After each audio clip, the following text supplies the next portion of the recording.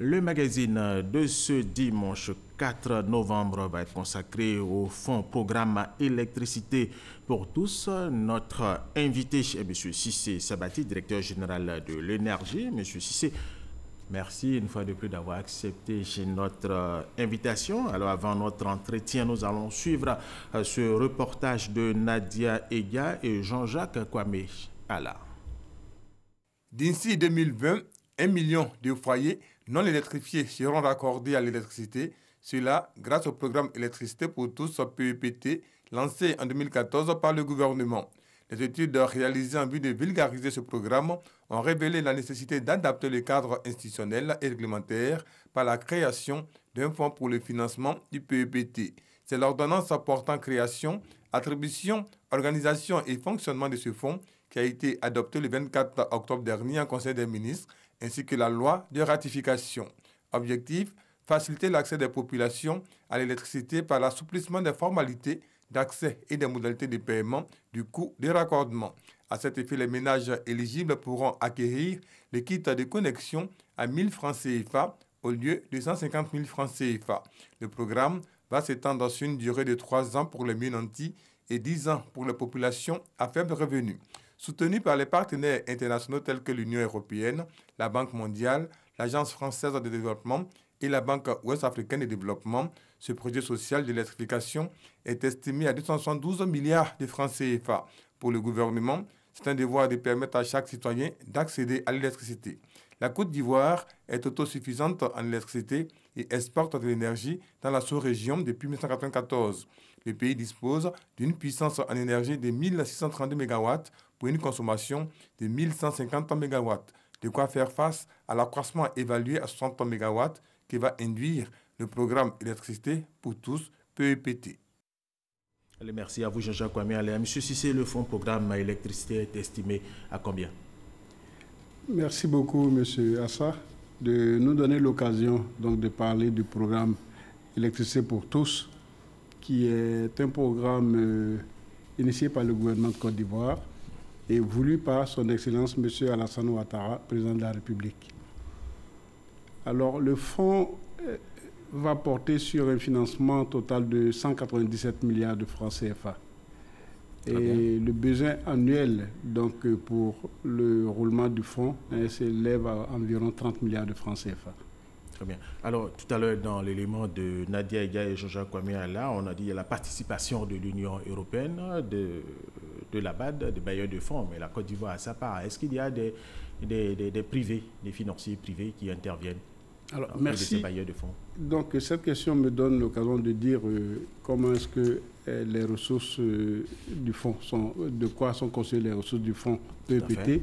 Les ressources sont donc essentiellement composées donc, de dotations de l'État.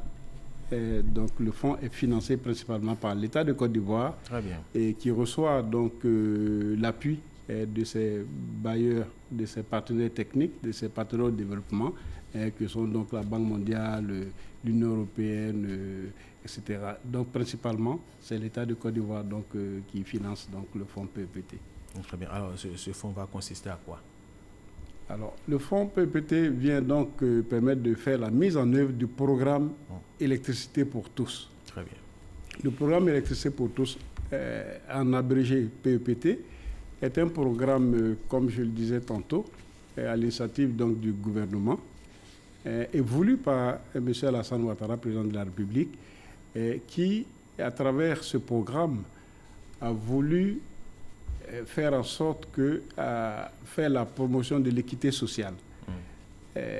Donc, faire en sorte que les populations vivant en zone rurale bénéficient des services de l'électricité au même titre que celles vivant dans les zones urbaines. Et donc, le fonds PEPT vient financer les opérations de raccordement, branchement, abonnement à l'électricité, donc principalement en zone rurale. Sinon, là, les zones de couverture du fonds PEPT, c'est l'ensemble du territoire national. Très bien.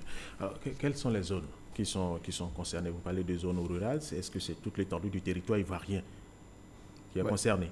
Voilà, toute l'étendue du territoire ivoirien est concernée donc, par l'opération, mais il faut préciser que l'opération concerne donc les populations économiquement faibles, c'est-à-dire celles qui demanderont une puissance souscrite n'excédant pas 1,1 kVA, c'est-à-dire 5 ampères. Voilà. Donc, ce sont ces populations qui sont éligibles. Tout à fait. Ces populations sont celles qui sont éligibles donc, au programme PEPT. Voilà. Alors, le président de la République a demandé, a souhaité, il a voulu et il veut que là où il y a au moins 500 habitants, qu'il y ait de l'électricité. Bien, merci. Oui. Est-ce que ce programme, c'est par rapport à ce programme qu'est lancé ce fonds qui démarre bientôt, ou voilà. Comment pouvons-nous atteindre cela? Merci, M. Assa. Là, vous me donnez l'occasion donc de parler du premier programme qui était donc le programme national d'électrification rurale, en abrégé le PRONER. Et donc, qui a été adopté en Conseil des ministres en juillet 2013 à Korogo, c'était à Korogo d'ailleurs. Et à travers le PRONER, les instructions du président de la République sont d'électrifier toutes les localités qui ont au moins 500 habitants à l'horizon 2019. Toutes les localités qui ont au moins 500 habitants pour fin 2019 et l'ensemble des localités du pays avant 2025. Aujourd'hui, le PRONER, donc, il a été lancé en 2013. Les chiffres que nous enregistrons aujourd'hui sont éloquents. J'aimerais donc vous indiquer qu'en 2011, la Côte d'Ivoire comptait 33% de taux de couverture. Le taux de couverture, c'est le nombre de localités électrifiées par rapport au nombre total de localités. Ça, c'est 2011. Ça, c'est 2011. Et nous sommes en 2018. À fin 2017, ce taux a été porté à 54%. Soit un ajout de 1600 localités aux 2800 localités électrifiées que comptait la Côte d'Ivoire en 2011. Donc, le programme Électricité pour tous, le PEPT, vient en complément du PRONER qui, lui, a permis d'envoyer l'électricité jusque dans les localités. Et le PEPT permet, cette fois-ci, de prendre l'électricité dans les rues d'une localité pour l'envoyer au domicile d'un ménage. Vous voyez que c'est deux programmes qui vont ensemble, qui ont été initiés par le gouvernement de Côte d'Ivoire. Deux programmes qui se complètent. Donc, à partir des rues où il y a un poteau électrique, on prend l'électricité jusqu'au domicile des individus. Mais là, dans le reportage, on nous a parlé de Jean-Jacques Kwame et Nadia Ega nous ont parlé de 3 ans, la durée est 10 ans. Comment est-ce que cela va se faire? Alors, voyez-vous, le PEPT est né également du constat que le gouvernement a fait sur le terrain. C'est qu'avec le PRONER, donc l'électrification rurale des localités, on a fait le constat que plusieurs ménages restaient cependant sans électricité à domicile. À domicile. Et cela, dans les rues, il y a de l'électricité. Mais à domicile, il n'y a pas d'électricité. Il n'y en a pas. Et cela, la raison, les enquêtes que nous avons menées, nous avons noté que la raison, c'était pour des raisons économiques. Le coût de branchement, donc, qui n'était pas à la portée. Estimé à combien? Estimé en moyenne à 150 000 francs CFA, n'était pas à la portée de ces populations à revenus faibles. C'est ainsi donc, que le PEPT vient donner une solution à ce problème. Et comment est-ce que cela va se faire de façon pratique? Le ménage désireux de bénéficier des services d'électricité paye 1 000 francs pour souscrire à l'opération. Et la réalisation du branchement, abonnement, installation intérieure est exécutée et le reliquat donc, des 150 000 est payé sur une durée pouvant aller jusqu'à 10 ans. De 3 ans à 10 ans. Voilà. Et si les populations ont l'opportunité de payer d'avance, d'éponger ce crédit, est-ce que cela est possible? Bien entendu, cette possibilité est également offerte. Si une année donnée, donc le ménage, bien la population qui bénéficie de ça, a les moyens donc de solder son compte, cette possibilité est également offerte. Et comment ça se fait? Ça va être sur des factures, les factures d'électricité? Voilà, donc le remboursement se fait chaque fois que le ménage achète de l'énergie. Sur sa facture, sur son reçu, il y a deux composantes. Il y a la composante donc énergie et puis il y a la composante remboursement donc, de l'investissement.